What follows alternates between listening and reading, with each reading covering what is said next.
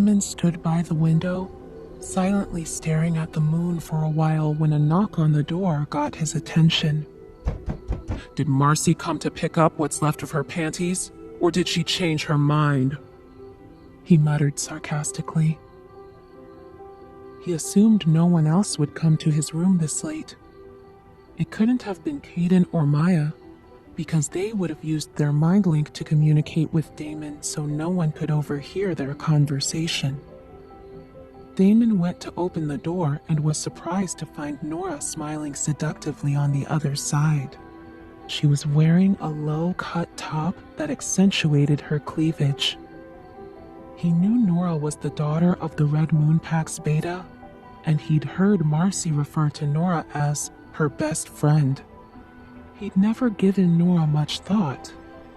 Until now. Nora knew exactly what she was doing visiting Damon at that hour. She had seen Marcy in the hallway moments earlier looking upset, and knew that meant Marcy failed to seduce Damon.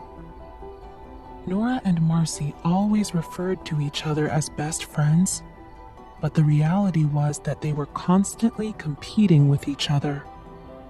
Nora was jealous of Marcy's status as the daughter of the Alpha, and she missed the days when Marcy was off in Europe because it meant Nora was the most powerful she-wolf in the pack, other than Luna Layla, of course. Seeing Marcy's failure gave Nora the idea to try and claim Damon for herself. If she could seduce Damon and become his Luna, she would have more power than Marcy once and for all. Nora inhaled Damon's masculine scent, and it instantly aroused her. She knew he could smell her arousal, and she didn't feel bashful about what she wanted. "Good evening, Alpha Damon. I noticed your light was on and wondered if you couldn't sleep. Maybe I can help." Nora smiled, and her eyes drifted behind Damon to his bed. Even if he couldn't smell Nora's arousal, it was obvious to Damon what was on her mind. But he wasn't ready to give in so easily and playfully replied, "How can you help me, Miss Nora?" Damon stepped aside, allowing Nora to enter. She closed the door behind her. "I can make tea, sing, give you a massage, or offer myself. Not necessarily in that order," she said with a smile. Damon nodded in approval. He appreciated when women were direct with him about what they wanted. "What makes you think that your friend, Marcy, didn't already help me relax?" Damon asked with a teasing smirk as his eyes darted to the floor. Nora followed his gaze, and her eyes widened when she saw torn panties on the floor. She was surprised, but she wasn't going to let it faze her. She was on a mission, and she was determined to carry it out. "It doesn't matter what Marcy did. You're still awake, and I'm willing. So, are you accepting my offer?" Damon challenged her once more. "Won't your friend Marcy be upset?" Nora cocked an eyebrow. "I won't tell if you don't." Damon's eyes flashed with intrigue. "Undress." Nora eagerly obeyed, removing her skirt and top. Her fingers trembled from excitement as she fumbled with the clasp of her bra. Nora was screaming internally. She'd fantasized about this for so long and couldn't believe this was happening. Just yesterday, she was imagining Alpha Damon's arrival and was scheming how she could possibly get close to him. Now she was going to get to sleep with him. After finally getting her bra off, Nora wondered if she should undress him as well. In her experience, Domineering guys like Damon usually loved when a woman took control in the bedroom. She was about to remove his pants and pleasure him, but Damon quickly took charge. The encounter was quick, but by the end of it, Nora was satisfied. As soon as Damon finished, he pushed off the bed to go and take a shower. Nora sat up on the bed. She had hoped Damon would stay back and cuddle for a while, but she had to remind herself this was just a hookup, and that was all Damon could offer for now. In the end, she still got what she wanted, which was to succeed where Marcy had failed. Nora wished she could brag about this conquest to everyone. However, if Alpha Edward or Luna Layla found out about this, she would be in big trouble because they were desperate for Marcy to become Damon's Luna, so Nora needed to keep this to herself. Still, she was pretty smug about having Damon inside her and would mentally savor the moment. Nora never cared much for Marcy, and clearly her Ice Queen act backfired with Damon. Whatever happened between Damon and Marcy earlier, Damon clearly wasn't satisfied. Otherwise, he would have turned Nora down. Nora wondered if Damon enjoyed himself. He came, so it must have been good, right? As she got dressed, she considered the possibility that Damon might still pick Marcy as his Luna one day. After all, she was the daughter of an alpha. Nora strategized that maybe she could follow Marcy to the Dark Howlers pack under the guise that Shilby needed to keep Marcy company since Nora is her best friend. Once there, Nora would have plenty more chances to serve Alpha Damon under Marcy's nose. Guys like Damon always had women on the side. Plus, Nora was certain that Marcy wasn't Damon's mate, so their bond wouldn't be foolproof even after they marked each other. Nora giggled to herself, thinking of all the possibilities as she left Damon's room. Moments later, Damon got out of the shower and was happy to see Nora was already gone. He hated when women lingered. He sat on the edge of the bed and rubbed his temples. I told you, but you don't listen. His wolf piped up. Why do you always need to learn the hard way? Shut up! Damon spat back. He was supposed to be feeling relaxed, and now his wolf was making him feel even more tense. Damon was already in a bad mood after Marcy got him riled up, then left before he could have a release. Even hooking up with Nora didn't fully satisfy him until he closed his eyes and imagined the silver-haired girl under him instead. Only then was he able to finish. He hated that when he opened his eyes, the hair in his hand was brown, not silver. It made him feel disgusted, and no amount of scrubbing under the shower helped him feel better. You can't wash a guilty conscience, his wolf murmured. Guilt? I didn't cheat, Damon argued back. I don't even know if she's real. I'm a free man. Why feel guilty for touching a woman who came to me willingly? Keep saying that if it helps, his wolf replied dryly. Damon refused to admit his wolf was right, that his emptiness was because he was denying the mate bond he felt with the silver-haired girl. For the first time in his life, sex felt meaningless. It was almost like eating tofu. He satisfied his hunger, but it was flavorless and his stomach still felt empty. How long will this last? Damon asked dejectedly. There must be some expiration date on whatever craziness he was going through, and after that, he could return to normal. Until you accept the reality. His wolf replied coolly. Damon hated hearing this. Was his wolf telling him that sex wouldn't feel good anymore? Or to accept the silver-haired girl as his mate? Or maybe those two were the same. The bond is proof. Flesh alone isn't enough. To feel whole, you need our mate. His wolf snorted. There's no point talking. Do what you want. But when you mess up, don't ask for my help. Irritated, Damon ran his hand through his hair. His wolf always told him to follow his instincts. After all, that's what werewolves do. Over the years, it always saved Damon, whether it was facing rogues or dealing with scheming enemies. But this situation felt different. This wasn't a rogue or a rival.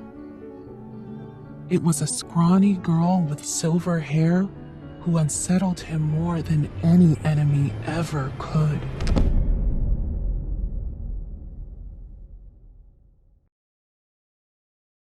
What are you sorry for? Her avoidance irked him. Most girls would do community service for some one-on-one time with Damon, yet this girl wanted to flee. Talia bit her lower lip. How could she answer his question? She reminded herself not to mention what she'd seen that afternoon in the guest bedroom. With any luck, he wouldn't know it was her. I'm sorry for getting in your way, if you'll excuse me. Wait. Damon stopped her from leaving. Weren't you looking for something in the fridge? The side of her face caught the light. Damon frowned. He touched her chin, and delightful sparks prickled his fingers and spread up his arm, confirming what his wolf had said. Mate. He'd never felt anything like it. Damon sensed his wolf wagging its tail in delight, and he would have enjoyed this sensation if not for the girl's ragged appearance. Damon nudged her to lift her head so that he could see her face against the light of the open refrigerator. Her beautiful, doe-like eyes blinked at him, but Damon's daze lasted only for a moment before his eyes moved over her injuries. Her upper lip looked busted. She had a bruise under her left eye, and even her right cheek bore dark, purple marks. What happened to your face? Damon asked quietly. The girl's breath hitched. I fell. Damon didn't buy it. He'd seen the consequences of many falls, and this looked nothing like it. That must have been some nasty fall. He took another look at her and noticed bruises on her neck that resembled finger marks. Had someone choked her? Rage rippled through Damon. The thought that someone might have hurt this girl infuriated him beyond belief. His urge to protect her, to see her smiling and happy, clashed with the reality before him. Who did this to you? Damon demanded through clenched teeth. Talia's whole body shook in fear. There was no way she'd reveal the truth. It would only bring more trouble. How could she say Princess Marcy had done this? Especially when the scary Alpha and Marcy were on such good terms? If she spoke up, at best he wouldn't believe her, and at worst she might get another beating. Or worse. He already looked angry, and she didn't want to be in the vicinity when he blew up. No one! Please! Can I leave? Talia begged. Damon released her chin but kept hold of her shoulder. Even through the coarse fabric of her sweatshirt, Damon felt faint prickles on his palm that made him crave more. Mate. Damon focused on inspecting her face, especially the purple mark on her right cheek. It was oval with small dots around it, and somehow reminded Damon of the ring he'd seen earlier that evening, a ring on Marcy's hand. Stop scaring the girl. His wolf spoke in his head. Damon looked at her and then pressed his lips into a line when he saw the horror in her eyes. Damon's attention moved to the delicate shoulder under his palm, and he realized how small and fragile she was. If he exerted even the smallest bit of pressure, he could crush her. Reluctantly, Damon released her shoulder, trying not to make any sudden movements to avoid scaring her more. I will not hurt you. He spoke as calmly as he could, but her unchanged expression told him that she didn't believe a word he said. Why would she believe him? People either ignored her or bullied her, and those people lived in this pack. Why would a stranger treat her better? And the stranger in front of her looked intimidating. She has clearly suffered a lot of abuse, his wolf told him. Damon closed his eyes in an attempt to contain another rush of rage that swelled inside him. Abuse. Someone abused his mate. Damon took a deep breath. The sweet, citrusy scent of freesia made him lightheaded, like a drug that helped him relax. It was addictive. He greedily inhaled again and again, and it took him a few breaths to notice that the scent was growing fainter. Damon opened his eyes and realized he was alone in the kitchen. She'd left, and he hadn't noticed. Did she even exist, or had he imagined her? You let her get away, his wolf grumbled. Use that nose of yours and track her down. Damon snapped to his senses and followed his nose outside, toward the garden.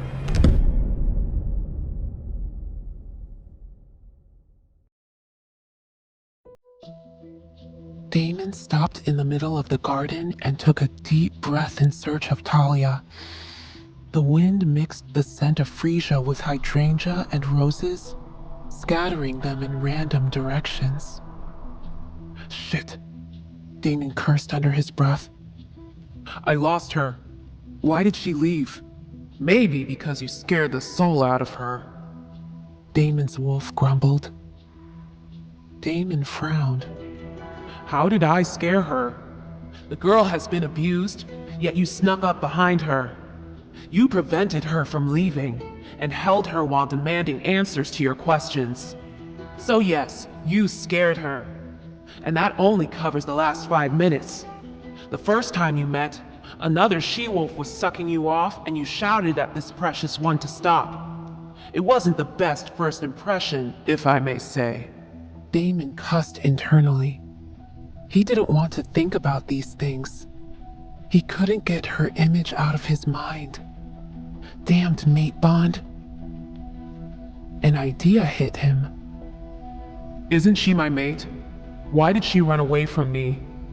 If we were mates, she would have felt a need to get close to me, to touch me, yet I could clearly see her desire to escape. His wolf paused before responding. I don't think she knows we are her mate. Damon didn't understand. Is it because she's young? That's not the problem. She's small and skinny, but she's over 18 years old. His wolf paused again, unsure how Damon would take this information. I can't sense her wolf. Damon frowned. She's a human? The moon goddess wouldn't arrange a human for him, would she? They were weak and fragile, just like the girl.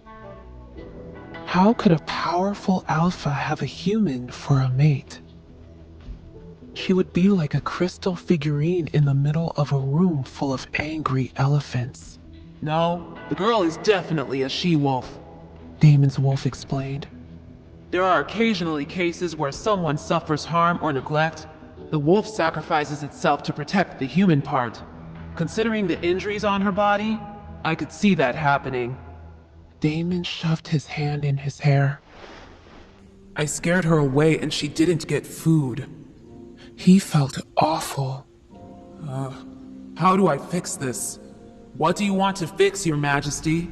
Your plan was to shag Marcy and leave. Did that change? Do you want to find the girl, say sorry for being a jackass, and take her out for dinner? Damon groaned in frustration and stared at the dark forest in the distance. He had no intention of dining and entertaining Talia or any other woman. He didn't want to get involved further.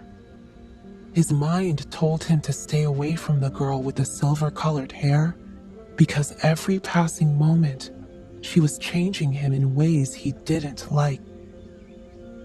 Damon craved control. He needed to be in charge, and this girl's existence would bring chaos into his life. He told himself to stop thinking about her and to move on. But could he stay away after getting a taste of her addictive scent? Barks upon touching her had been phenomenal. Damon had come out for a run, but now he didn't feel like running. He wanted to find the girl, but he had no idea where she'd gone. He'd never lost a she-wolf scent before, and this was throwing him for a loop. And even if he did find her, Damon wouldn't know what to say. Ugh, why did this have to be so difficult? The next morning, Damon spoke to Caden and Maya through their mind link. Are you guys up? We are now, Caden grumbled. They had an understanding that nights were reserved for privacy between Caden and Maya, and unless it was something important, Damon would not disturb them. Technically, it was morning, but it was very early. The reports from Europe aren't ready yet. It's just past 5 in the morning, Caden said, assuming that Damon was impatient to get the dirt on Marcy. We should receive them soon. I'll call our men to confirm. That's not it, Damon said. Did something happen? Maya asked, concern in her voice. Caden, can you come to my room? Damon replied. Coming. When Caden arrived, he closed the door behind him before facing Damon. It took him a moment to realize that Damon didn't look good. What's going on? Are you okay? Were you attacked? Caden's eyes darted through the room, and it took him a second to spot 2 pieces of torn fabric on the floor. Panties. Caden shook his head in disapproval. I know you have good stamina, but don't overextend yourself like this. You look like dog vomit. Damon was not in the mood to explain. He had other things on his mind. Things that kept him up the whole night. He tossed and turned in bed, and nightmares had kept him awake. Damon dreamed about the silver-haired girl crying as dark shadows choked her. Damon wanted to help her, but no matter how much he slammed into the invisible barrier between them, he couldn't get through. His shouts did nothing, yet he heard her every whimper clearly. He jolted out of sleep every time the dark shadow hit her hard, drawing blood. Eventually, he gave up on sleeping and went to shower, trying to clear his mind. But he still felt restless, so he'd decided to call Caden. How did you feel when you met Maya? Damon asked. Caden's smile froze. What kind of a question was that? Damon had always mocked the mate bond. Something fishy was going on here. Is Marcy your mate? Caden asked, confused. Damon waved his hand impatiently. Just answer my question. Caden puffed his cheeks while thinking. Attraction, sparks, happiness. I remember Maya to be happy. I needed Maya to be happy so that I could be happy. I mean, I thought I was happy before, but after I met Maya, I realized that I'd been clueless. Damon shoved his hand into his messy hair. All this happiness talk didn't make sense. His wolf had said that the girl was his mate, but the only thing Damon got was a fit of rage when he'd seen she was hurt. Did you ever think about resisting it? Resisting Maya? Caden raised his eyebrows in surprise. Why would I do that? She was the best thing that ever happened to me. I waited for her, exactly her, for more than 2 decades. I would be an idiot to reject her. Reject her, Damon mumbled. Yes, you can't resist the mate bond. Caden explained when he saw Damon's perplexed expression. The more time you spend with your mate, the stronger the bond gets. The only way to stop it is by rejecting your mate, and then she must also accept the rejection. But only idiots do that. What if Maya were in danger because of you? What would you pick? Her safety or your happiness? What if the only way to keep her safe was to reject her? Caden frowned. What had happened to Damon? It seemed like he'd lost his marbles. What kind of nonsense is that? I can't be happy if Maya suffers harm in any way. Her safety comes first. However, if we're apart, neither of us will be happy. Rejection will harm us both, so we might as well face that danger together. Caden scrutinized Damon. I answered your questions, and now you answer mine. What's going on? Did you spend the night so deep in 2 she-wolves that they made you stupid? I don't know what's going on, Damon responded irritably. When I figure it out, I'll let you know. All right, Caden agreed. He knew that if Damon didn't feel like talking, he wouldn't say more. We're still leaving after breakfast, right? Damon hesitated. Could he really leave without seeing the silver-haired girl again? Just one more time, to make sure her bruises healed, and maybe to touch her again and confirm that those sparks were real and he hadn't imagined it. Let me think about it. We might stay longer. I will talk to Alpha Edward after breakfast, and it will depend on that conversation.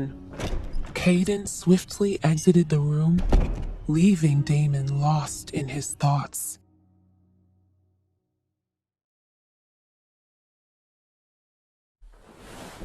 Are you thinking about रोज कितनी सारी payments करती हूँ बिल्कुल safely, तो fraud मेरे साथ नहीं होगा ऐसा मैं सोचती थी। फिर एक दिन एक गलती की और पूरा बैंक अकाउंट खाली। अपने पैसे सेफ रखिए। Daily payments Airtel payments bank के सेफ सेकंड अकाउंट से कीजिए ताकि मेन अकाउंट सुरक्षित रहे। आज ही एयरटेल थैंक्स ऐप से अकाउंट खोलें। rejecting the girl? Damon's wolf asked. I need to protect her. If you want to protect her, you need to keep her close, not reject her. His wolf scolded. They had already talked about keeping the girl safe, but Damon was still far from finding a solution that would work. His wolf explained that without her wolf, she didn't feel the bond, so Damon's presence, or absence, didn't impact her. At most, the girl would feel attracted to him, and if Damon wanted to win her over, he would need to do it the human way. Romance her until she fell in love with him. Assuming he succeeded, and she accepted him, it would not guarantee a lasting relationship. Without the mate bond, she could fall out of love at any time. Of course, if they went through the mating ceremony and he left his mark on her, the bond would form, but he would first need to reach the point of the girl accepting him. What a mess. Damon had no idea how to court a girl, but there was one thing he was certain of. No one must ever know that the silver-haired girl was his mate. Damon knew that Alpha Edward intended to use Marcy to manipulate him, and Alpha Edward would have no qualms about using a lowly Omega against Damon. He imagined that they would imprison the girl and blackmail Damon, and probably harm her as well. He wouldn't allow it. It all went in circles, with every new scenario growing grimmer. Damon was sick of it. Whether he rejected her or not, he had to make sure that the girl received better treatment. Was she the only Omega in the Red Moon Pack being beaten and abused? Probably not. After breakfast, Damon met with Alpha Edward in his office. Damon had hoped that his provocations from yesterday would be enough for Alpha Edward to lose his temper and reveal some information, but Damon quickly realized that he had underestimated Alpha Edward's patience. All Alpha Edward had said was, I hope that if you need assistance of any kind, you will turn to me and you won't mind if I do the same. After that, Damon had given up on getting something directly from Alpha Edward. The old guy was too crafty. Damon just had to hope that Maya and Caden found something useful to discredit Marcy. He had never excelled at this scheming business. Scheming aside, though, Damon had a serious topic to discuss. Damon cleared his throat. Alpha Edward, I wonder if you're aware of the treatment your Omegas receive. Alpha Edward looked visibly confused. Can you elaborate on that? Do they get paid? Fed? Are they treated well? The old man frowned, his expression turning defensive. He didn't like that Damon asked about the internal workings of his pack. It was no one's business. But he still responded. I prefer strong warriors, but that doesn't mean I'm mistreating others. All Omegas have accommodation, 3 meals a day. Actually, they have access to the kitchen and storage in common buildings, and they can make their own food whenever they feel hungry. I can assure you that no one goes hungry. If you want to know about the compensation for their work, you can ask my beta. I'm not clear on what you mean about treating them well, but when they mess up related to their duties, we make them run laps or do push-ups. It's good for their bodies. Is that what you would classify as bad treatment? No, Damon responded.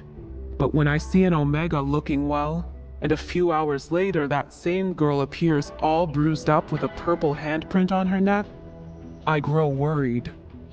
More than worried, enraged. Alpha Edward paused.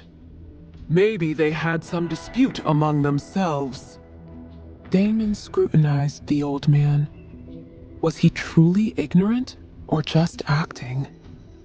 Whichever it was, Damon wanted to make sure Alpha Edward knew Damon meant business. Let's say I believe you and that you have no idea about the mistreatment occurring under your roof. As an outsider, I don't want to meddle. So instead, I suggest you talk to your daughter. Marcy? Damon narrowed his eyes at Alpha Edward. A Luna should watch over pack members and use soft skills to deal with challenges. Beating up my people will not be tolerated. Alpha Edward looked visibly displeased. His main bargaining chip in pushing Marcy as Damon's Luna was that Marcy was flawless. If Damon had found dirt on Marcy in the one day he'd been here, who knew what else he could find? The old guy had collected intel on Damon for some time, and he knew this tactic. Damon would find a trait that was incompatible with that of a good Luna. He would then blow it out of proportion. This was how Damon had discredited many other women. Alpha Edward had a bad feeling he was now trying to do the same thing to Marcy. Alpha Edward had no qualms about Marcy teaching an Omega a lesson or two, but he could not let this get in the way of Marcy becoming Damon's Luna. Alpha Edward nodded solemnly. I will talk to Marcy about this. Damon nodded. I'm counting on it. Alpha Edward summoned Marcy to his study after Damon left. He got right to the point. How is your relationship with Damon? Marcy knew her father would ask about Damon, and she was ready. We're getting along well. She had no intention of explaining how Damon had chased her out of his room last night. Do you think he has a good opinion of you? Has he invited you on a date? Did you discuss anything about your relationship and how things will work out once he leaves from here? Or will you go with him? Alpha Edward rained questions on her without giving Marcy a chance to respond. Alpha Damon had doubts if I could be his Luna, and I assured him I'm perfect for the task. He seemed happy to hear that I'm proficient in handling the household, pack members, and finances. Alpha Edward wasn't happy with this response. Marcy was either avoiding something, or she and Damon hadn't gotten very far. He decided to probe into the specific matter that was bothering him. And how do you handle pack members? Marcy didn't understand. I talk to them and I'm approachable. I listened and... And then you beat them up? Alpha Edward interrupted Marcy. Marcy frowned. Her father was the one who taught her how to beat insolent Omegas. If the situation calls for it, yes, I punish them. Alpha Edward's voice rose. Damon thinks that you beat them up black and blue and even choke them to the point of leaving handprints on their necks. Marcy paled. Why did her father sound angry? He was the one who said Omegas were a useless burden. Marcy didn't consider herself a violent person. But what was wrong with teaching offenders a lesson? And who cared if one Omega got hurt? She wanted to deny it, but the fury in her father's eyes told her that he already knew what she had done in the dungeon on the previous day. Lying would only make things worse. It's not as bad as it sounds, Daddy, Marcy answered weakly. And how is it? She barged into the room and I had to teach her a lesson. Alpha Edward closed his eyes and took a few deep breaths to calm his nerves. You taught an Omega a lesson by beating her because she forgot to knock? Marcy wanted to say that it wasn't about knocking, but about the Omega seeing Marcy in a compromising position with Damon. But there was no way she could say that in front of her father. What were you thinking? Alpha Edward asked in a strained voice as he struggled to contain his desire to give her a good scolding. Even if you want to discipline others, you don't do that when we have guests. And you definitely don't do that when the guest in question is an Alpha you are trying to impress as his future Luna.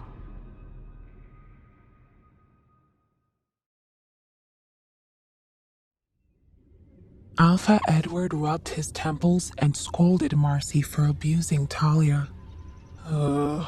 Didn't you read the information I gave you on the Dark Howlers Pact? Unless it's a serious crime, they never resort to physical punishments. As a Luna, you need to be caring and gentle, not only toward your Alpha, but toward every pack member. How will he take you in as his Luna if you are beating people for small mishaps? Only after you establish yourself can you do what you want, and until then you need to follow his rules. His anger was palpable as he stared daggers at her. For your sake, I hope that you can fix this.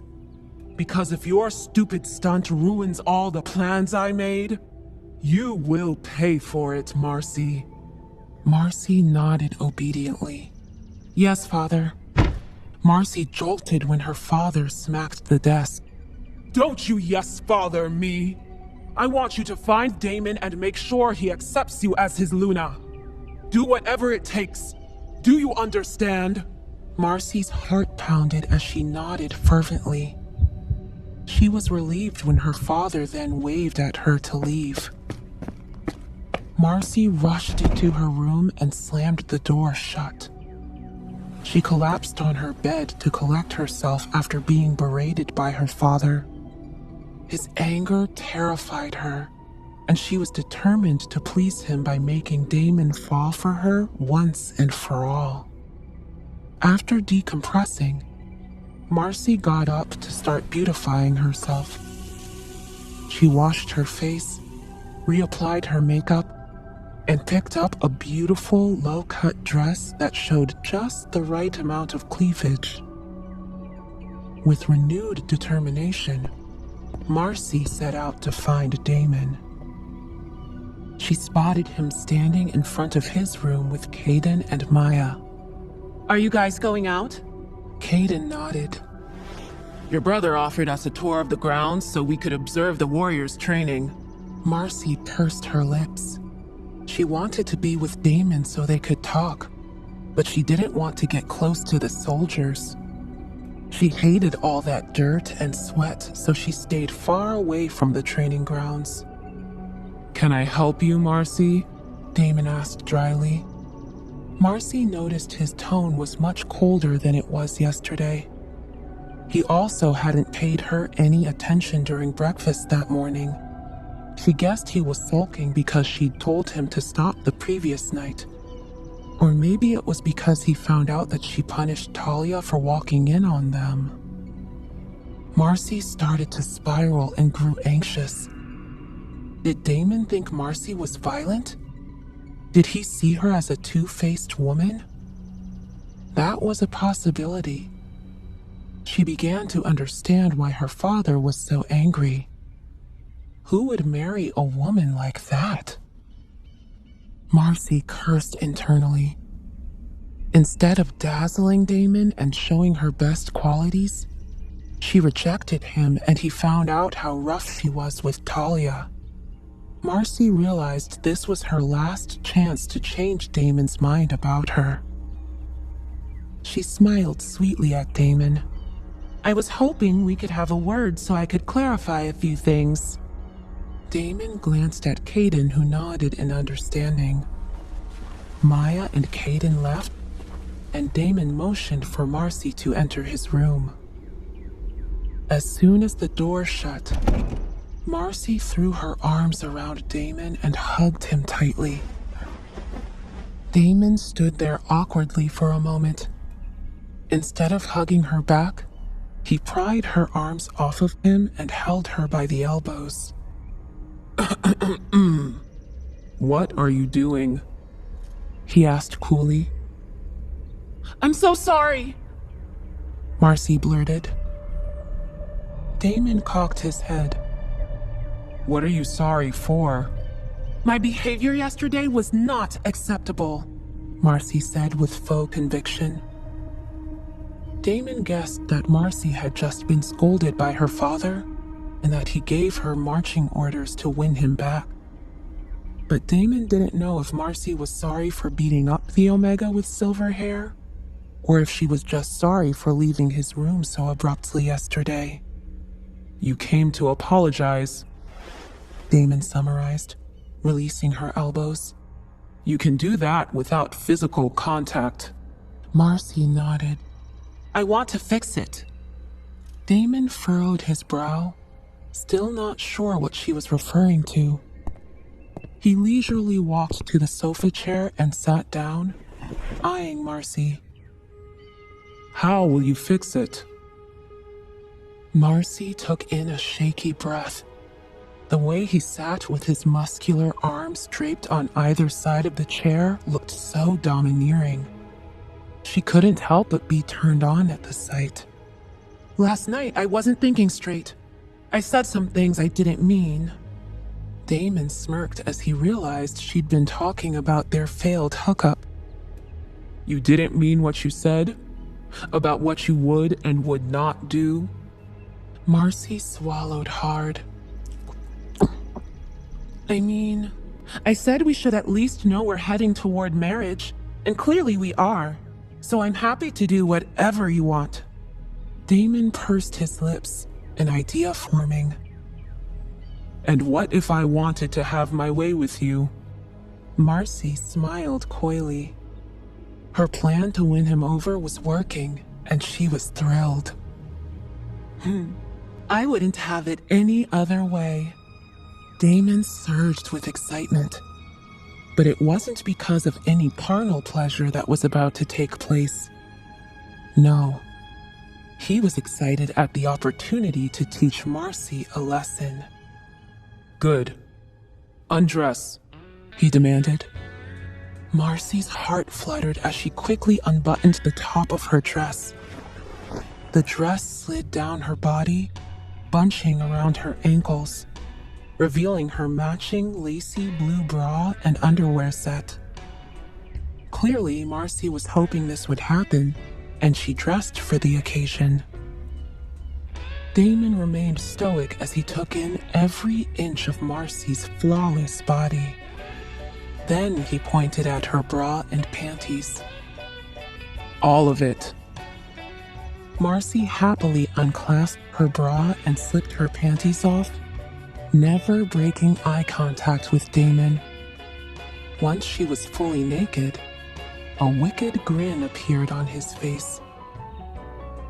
"What are you smiling about?" she asked playfully. Damon twirled his finger. Turn around. Let me see you.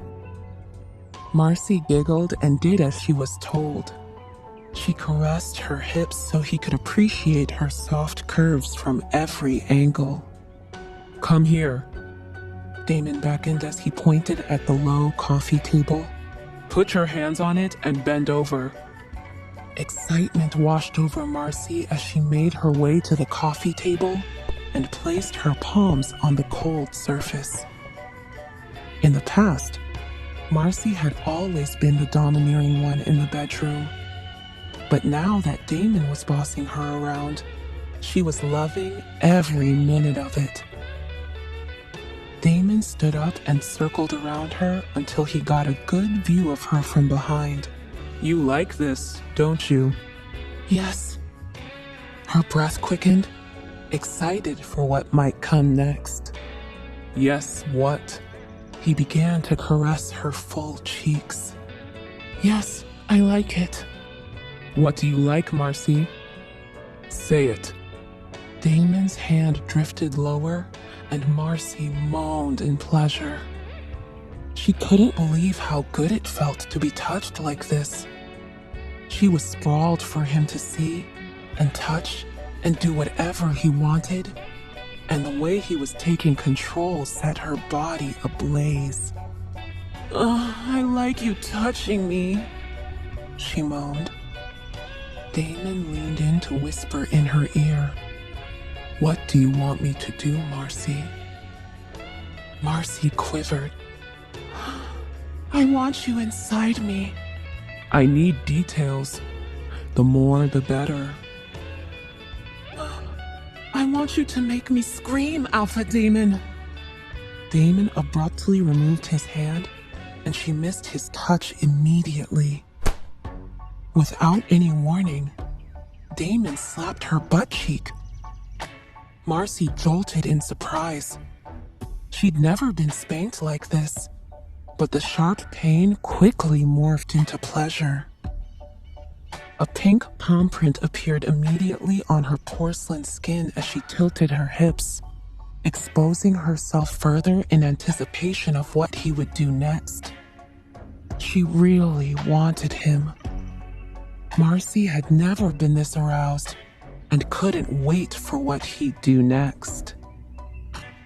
A moment passed. She assumed Damon was taking off his pants, but when she looked back, she saw Damon with his clothes on, putting on his shoes. I just remembered I have a meeting to get to, he said matter-of-factly. Marcy felt like someone just poured a bucket of ice on her head. Wait, what? Parting is such sweet sorrow, Damon said with a devilish grin as he walked into the bathroom. Marcy watched him in disbelief as he washed his hands with soap. How could Damon, the playboy alpha who never turned a woman down, leave her there naked and unsatisfied?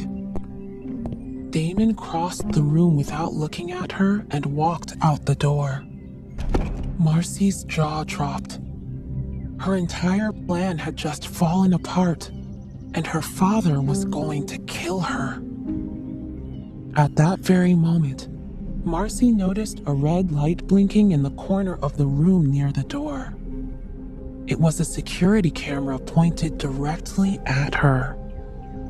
The realization hit her like a ton of bricks. Damon had been filming her this entire time.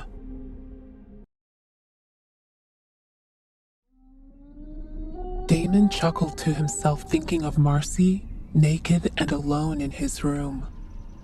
That served her right after how badly she beat that silver-haired girl.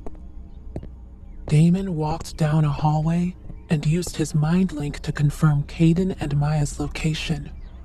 Through the link, he could see they were standing on the sidelines of a field, watching warriors train in a vigorous exercise. The warriors held big logs above their heads while running through an obstacle course. Those who tripped or dropped the log were punished with push-ups before they could continue.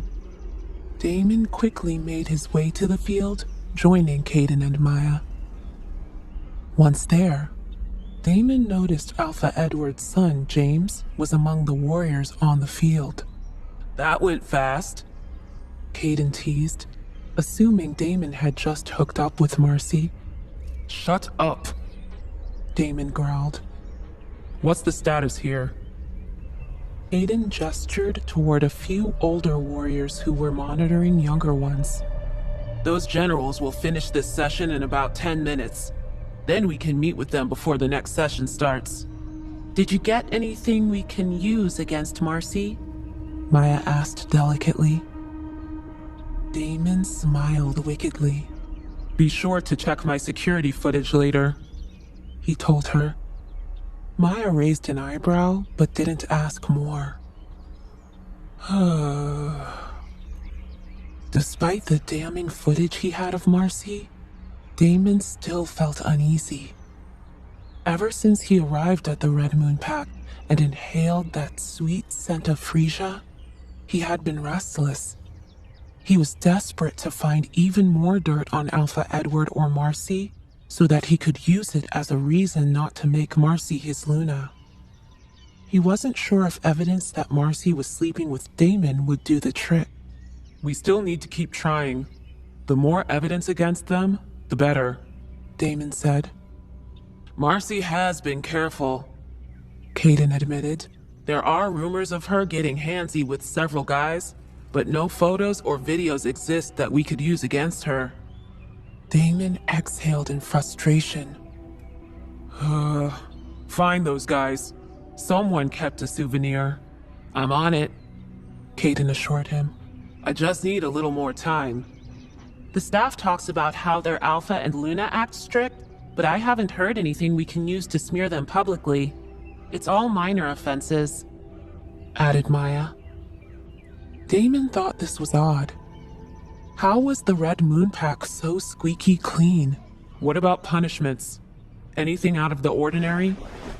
Maya shook her head.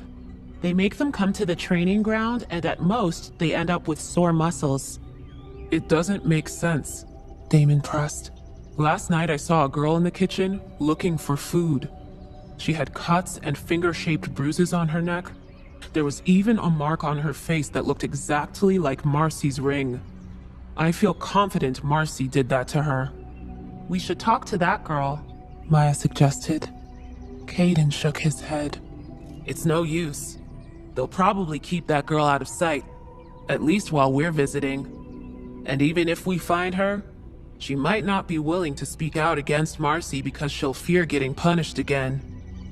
We can offer her refuge, Maya pointed out. So many werewolves come to our pack. One more won't make a difference. She looked at Damon for approval, but his expression was unreadable. Let me talk to her, Maya suggested. What's her name? Where can I find her? I don't know, Damon said, frustrated. I just saw that she looked scared and beaten, then she disappeared before I could even get her name. He didn't add the part about how he tried to follow her and lost her scent. Admitting that would bring great shame to any werewolf. Considering your mood lately, you probably scared her away, Caden said, trying to lighten the mood. Maya giggled. Does this version of Damon seem grumpier than normal grumpy Damon? Damon rolled his eyes. Normally, he was fine with Caden and Maya joking around, but right now, his patience was wearing thin. Maya leaned in. I thought you would have been in a better mood by now, especially after Marcy.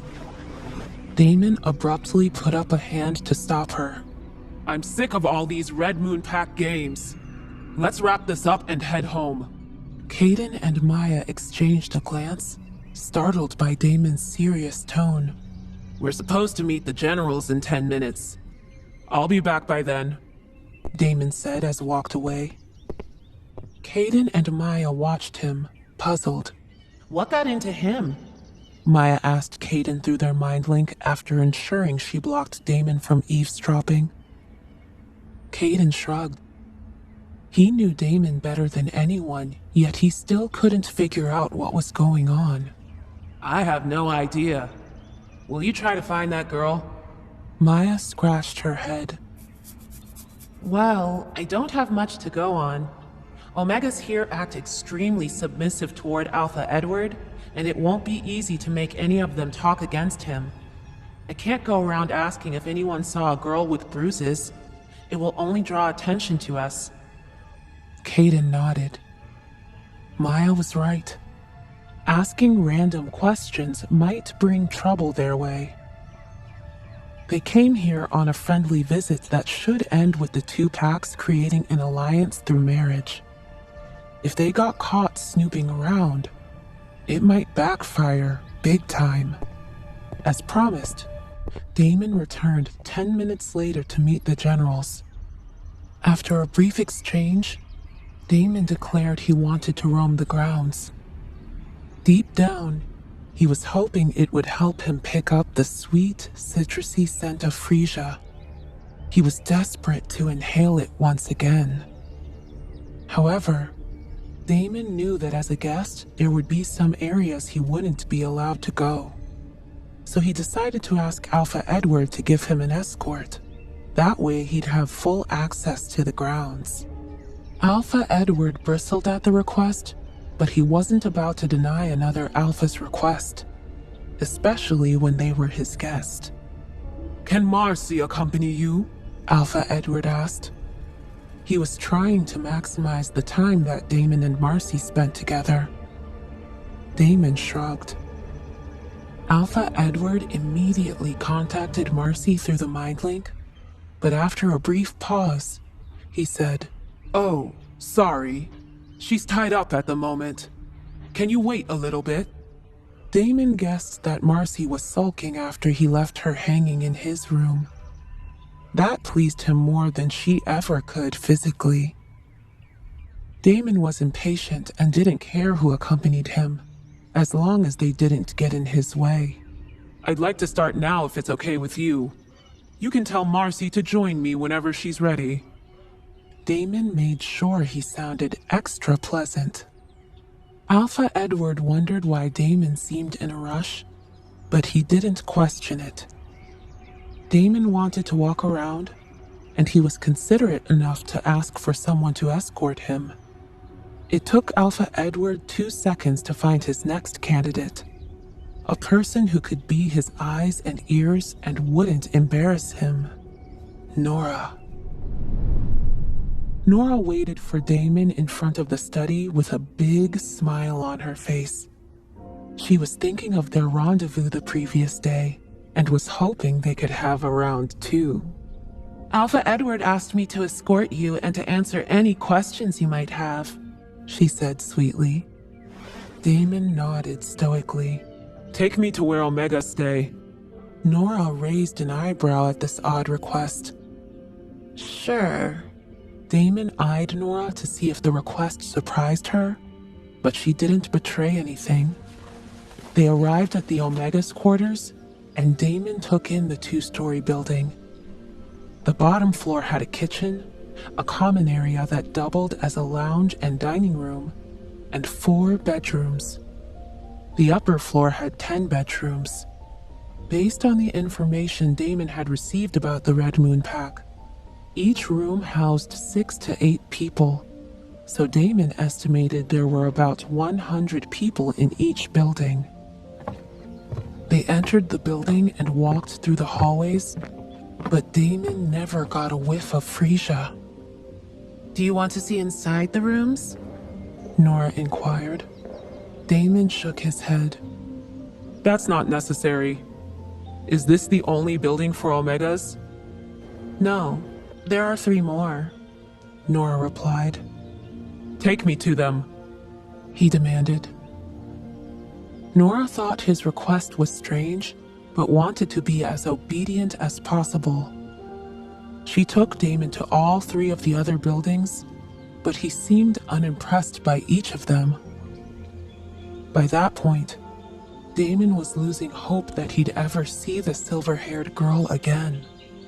Not a single whiff of Frisia appeared, no matter how much he searched. With seemingly nowhere else to look, Damon had failed his mission to find his mate. Through 4 buildings without any hints of the silver-haired girl, Damon was frustrated.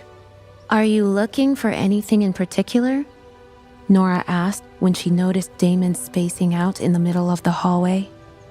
Damon shrugged and shook his head. He wasn't sure himself. Nora stepped closer to him and said in a sultry voice, "Whatever you want, I can give you." Damon frowned. Keep your distance, Nora, or people might get the wrong idea. She didn't move and his expression darkened. Do you want to start rumors about us? I wonder what Alpha Edward would say if he thinks there is something going on between us. I'm sure you're aware of my reputation. One more girl won't make a difference. But for you, Marcy's own friend, ruining her chances of becoming the Luna of the Dark Howlers Pack. Damon clicked his tongue. Nora gave him a tight smile and increased the distance between them. She'd gotten the message to stay away. For now, Damon became immersed in his thoughts, completely ignoring Nora as she fidgeted by his side. He recollected everything he knew about the silver-haired girl and tried to come up with something that made sense. Damon assumed that the girl was in Omega. Otherwise, why would she have brought towels into his bathroom? He also took into consideration her poor treatment. If she had any standing, Alpha Edward would know if she was being mistreated. Of course, There was the possibility that Alpha Edward knew about it, and he was pretending to be oblivious. Damon wanted to ask Nora if she knew something about the beatings or the girl with the silver hair, but he quickly decided not to. If anyone suspected that he was specifically interested in one girl with poor standing, that could backfire big time. The last thing he wanted was to jeopardize the girl in any way. He had to connect the dots on his own. Anyone with injuries like hers would probably stay in bed, either in the pack hospital or in her room. The fact that she was looking for food in the middle of the night while injured meant that she hadn't eaten dinner, and her skinny appearance told Damon that she'd skipped many other meals as well. His heart ached. If the girl was in Omega, she would live in one of these common buildings, and Damon would be able to pick up her scent. Another thing he couldn't make sense of was why she had been looking for food in the pack house when there was a kitchen in each of those buildings. The more Damon thought about it, the less sense it made. It all felt like he was trapped in a game of hide and seek. He was exasperated, and his mind was a mess. His life had been so much simpler before he saw that girl sneaking out of his room as Marcy pleasured him. Damon didn't want to think about her, and he couldn't believe that he'd spent so much time searching for her. The smartest thing to do was leave this pack and return home to his routine. Eventually, her addictive scent would fade from his mind, and he would be normal again. Damon wanted to leave the Red Moon Pack and go home. He really did. But as more time passed, Damon realized that he couldn't leave without seeing the girl with the silver-colored hair again. Just one more time. He wanted to make sure that she was okay. At least that's what he told himself. Damon hoped that if he could inhale her sweet, citrusy scent of freesia a few more times, he might be sated. Or maybe he would find out that it didn't affect him anymore. And then there were those sparks that had felt so divine. Yes, he needed to feel those again as well. Just once, and then he would leave. Definitely. Damon dismissed Nora and roamed around the pack house and community buildings on his own, but with no luck. It was like the girl had simply disappeared. Damon was desperate. Was she a ghost who had come to torture him? He was never this anxious. He returned to his room in an angry funk, ignoring Caden and Maya's mind links about dinner. Caden and Maya had noticed that Damon was acting strangely, but he didn't explain, no matter how many times they asked. Damon was irritable, and more than once he'd said they were leaving, only to turn around and tell them they were staying longer. To say that Maya and Caden were confused was an understatement. Damon was never indecisive, and he never refused a naked woman, like he did with Marcy, as they later saw on the security footage. And this was enough proof for Caden and Maya that Damon was losing it. Caden and Maya agreed that if Damon's behavior escalated, they would take him away by force. The plan was that Maya would distract Damon, and Caden would whack Damon in the head, and then they would drag him into the car and drive away. Oblivious to Caden's and Maya's plans, Damon thought about his situation and realized that there was only one thing for him to do. He left his room around midnight and headed downstairs. Damon sat in the kitchen of the pack house with the lights off and waited. That's where he'd last seen the silver-haired girl. so he hoped that she would show up again. Damon hadn't slept the previous night, but every one of his muscles was tense, and he wasn't the least bit tired. His mind kept going through numerous scenarios of what he would say when the mysterious girl showed up and how she would respond.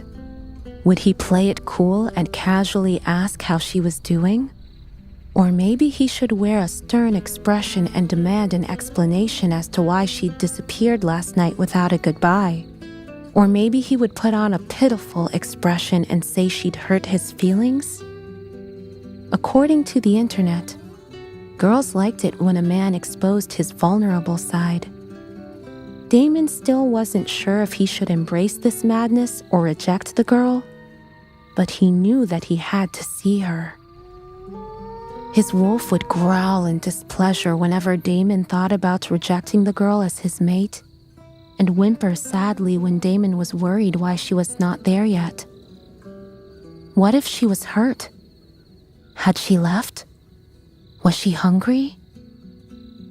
Damon shoved his hand into his hair.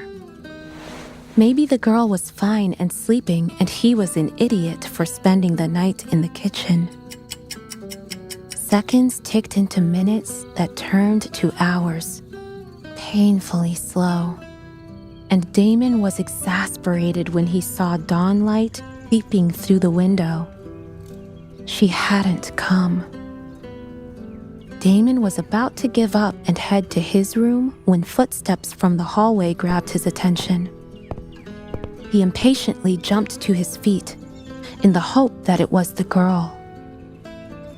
Damon's eyebrows came together when he saw a blonde Omega in her late 20s with a duster in her hand. Her eyes widened in surprise when she saw him. Can I help you, Alpha Damon? Damon rubbed his chin. Could she help him? Maybe. He looked around, making sure they wouldn't be overheard. If I ask you something, can you make sure it stays between us? The Omega nodded fervently in small, jerky movements. I'm trying to find a girl. I believe she's an Omega. This tall. He gestured with his hand. Skinny, waifish, silver-colored hair this long. He pointed below his shoulder. The woman's expression became thoughtful. You know her? Damon whispered urgently, while inching closer to the Omega who was now blushing profusely. The words were stuck in her throat. He was too handsome and too close, and all this was too sudden. Maybe... Yes? Yes? He asked impatiently. She blinked rapidly. The basement. There is a girl living in the basement.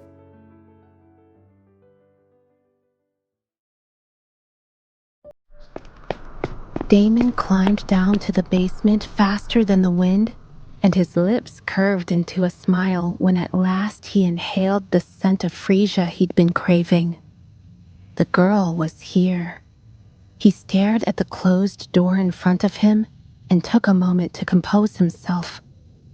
Damon thought about how he'd gone all over the Red Moon Pack's properties in search of the girl. Why hadn't he thought of thoroughly checking the pack house?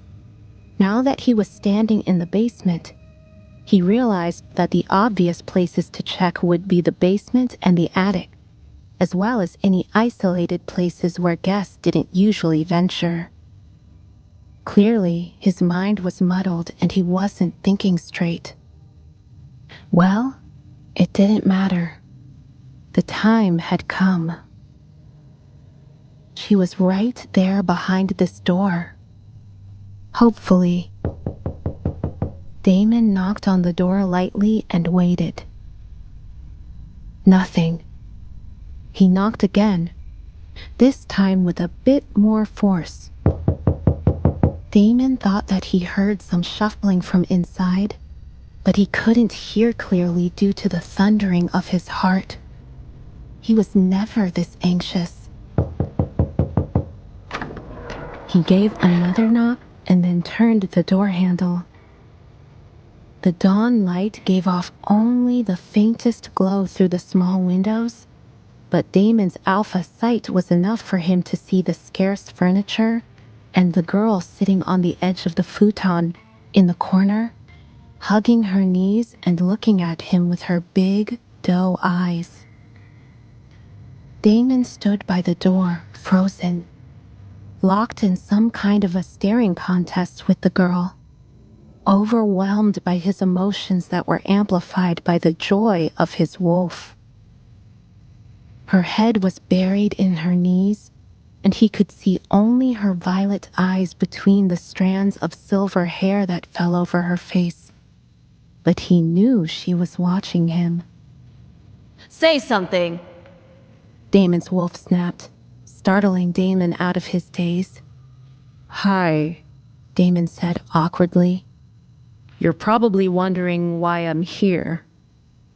Yes, she was wondering why he'd come to the dungeon.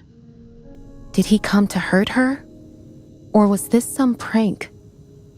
This scary Alpha was the reason she was beaten, as punishment for walking in when Princess Marcy was between Alpha Damon's legs.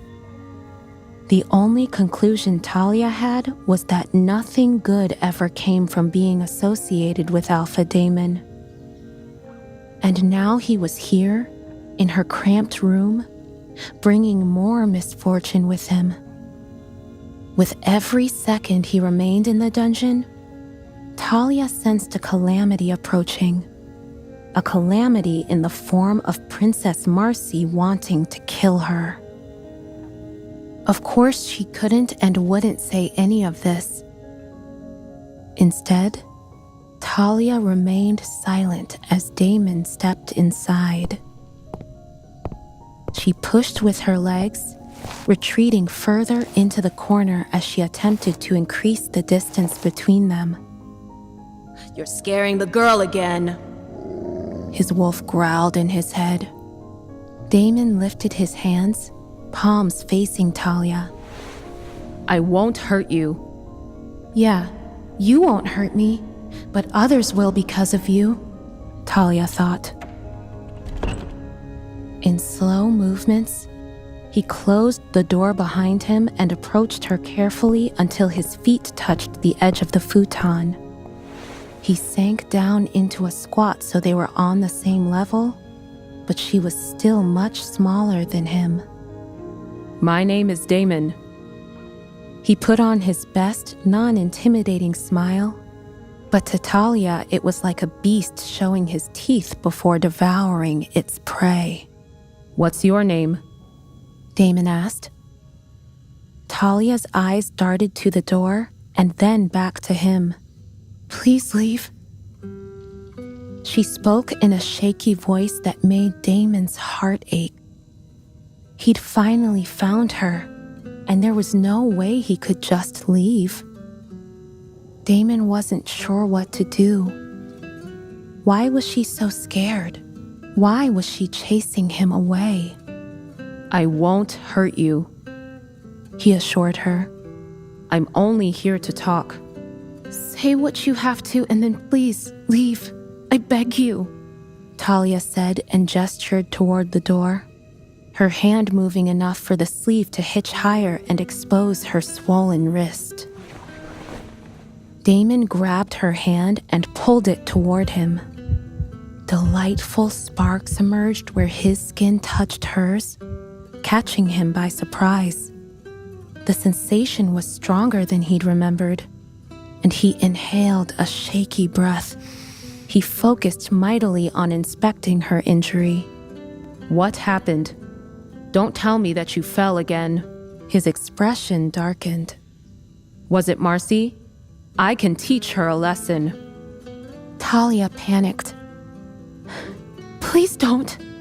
If you say anything, she will hit me more. Damon paused and observed her face, which was now peeking up above her knees. He noticed a few more bruises compared to what he'd seen the previous night. Rage rippled through Damon at the thought of her getting hurt again, and he'd been right here, in this pack house, oblivious to her sufferings. It had happened on his watch. Damon was enraged, and his wolf was as well. One fury amplified the other, and Damon radiated violence so forceful it was almost tangible. At the sight of Talia shivering in fear, Damon forced his rage down. Settling scores would need to wait. Did Marcy hit you again? Damon asked Talia, and the way she avoided his eyes made him suspect another thing. Was it because of me? Talia's eyes widened, and that was enough for him to confirm his guess was right. He knew it. There was no way Marcy would forget that Talia had seen her in a compromising position, and when Damon told Alpha Edward that Marcy was hitting Omegas, Marcy probably knew that his comment was about Talia. It was his fault that Talia had gotten hurt. He clenched his teeth as another wave of rage swelled within him. I will kill her. Don't, Talia pleaded. Can't you just leave and pretend that you didn't see anything? Just stay away and everyone will leave me alone. Damon's heart cracked. Even if everyone left her alone, how the hell was he supposed to do that? Didn't she know that he nearly went mad trying to find her?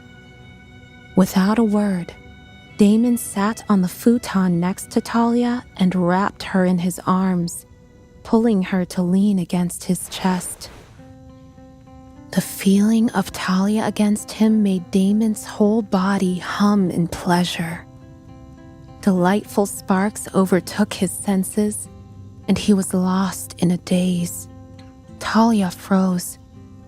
She was not used to physical contact of any kind. It took her a moment to collect herself. Frightened, she started squirming to get out of his hold.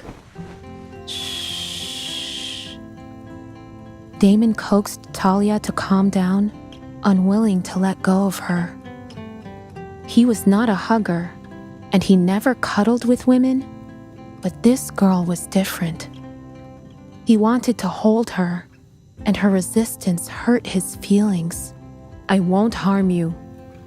Can I hold you like this? Just for a minute? No, not a minute.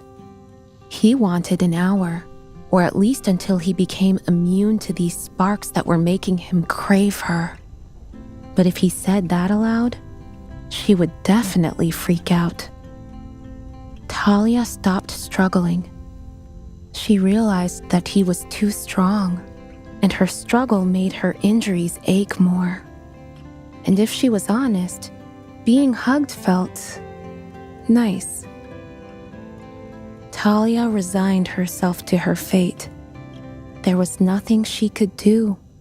Even if he wanted to harm her, she could only endure it. She was too weak to fight for herself, and if she shouted for help, no one would come. Damon smirked when he felt Talia relax. He wished to move her onto his lap, but he feared it might be too much. With his arms around her, Talia appeared tiny and fragile, and Damon was confident that he could carry her around with ease. Or maybe he should stuff her into his pocket so that she stayed close to him at all times. Lost in the moment, Damon ran his fingers through Talia's silver hair and inhaled the sweet, citrusy scent of freesia, and his world was at peace. Damon closed his eyes, his enjoyment amplified by the sounds of yips and whimpers his wolf made in pleasure. Alpha Damon? Talia murmured after some time. When are you going to let me go? First, my name is Damon. Damon said with amusement in his voice. It had been a while since he heard someone other than Caden speak to him this casually, but the lack of respect didn't bother him. And second, he drawled, I'm thinking about it. If it was up to him, never. To make his point clear, he tightened his hold on her, making sure he didn't crush her. She went stiff again, and he asked, Am I hurting you? Talia was absolutely confused with this development. Well, no, but... Then it's fine.